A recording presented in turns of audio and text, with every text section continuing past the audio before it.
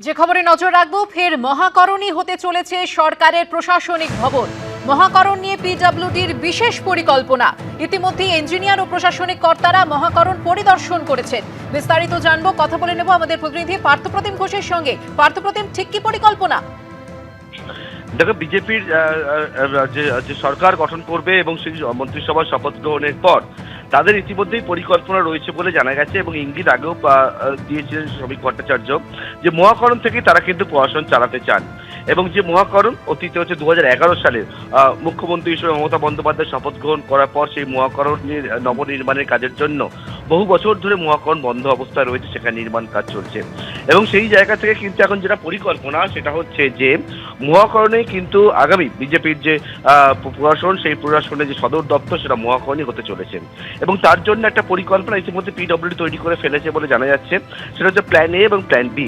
Plan B যে পরিকল্পনা সেটা হচ্ছে একেবারে প্রথম থেকেই যাতে মহাকরণ থেকে মন্ত্রীরা বসার মতো যে জায়গা, সেই জায়গা এবং মুখ্যমন্ত্রী থেকে শুরু করে একেবারে বিভিন্ন দপ্তরের যারা মন্ত্রীরা তারা তাদের বসার জন্য যে জায়গা, যে ঘর, সেই ঘর ইতিমধ্যেই সেখানে প্রস্তুত রয়েছে বলেই জানা যাচ্ছে। পাশাপাশি হচ্ছে আরো বিভিন্ন আনুষঙ্গিক বিষয়গুলো, সেগুলো কিন্তু ইতিমধ্যে দেখার জন্য কয়েকদিন আগে রাজ্য প্রশাসনের শীর্ষ কর্তা থেকে শুরু করে পিডব্লিউডি ইঞ্জিনিয়াররা তারা কিন্তু ভিজিট ইতিমধ্যেই মহাকরণ তারা ভিজিট করে নিয়েছেন এর আগেই।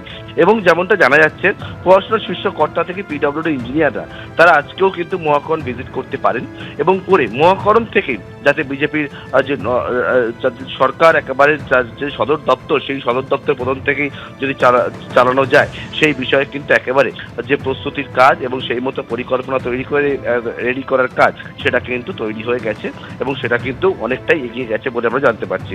পাশাপাশি হচ্ছে মহাকরণ নিরাপত্তা, সেই নিরাপত্তার বিষয়টাও পুলিশের তরফ থেকে একটা ইনসাইট যে নিরাপত্তার জন্য কি কি অ্যারেঞ্জমেন্ট দরকার সেই বিষয়ে পুলিশ নিরাপত্তা সেটাও কিন্তু তৈরি হয়ে গেছে। অর্থাৎ নবান্নে নয়, মহাকরণ থেকে কিন্তু রাজ্য সরকারের আবারও, অর্থাৎ মহাকরণ আবারও রাজ্য প্রশাসনের যে হেডকোয়ার্টার হতে চলেছে সেই বিষয়টাও কিন্তু এখনো পর্যন্ত আমরা জানতে পারছি।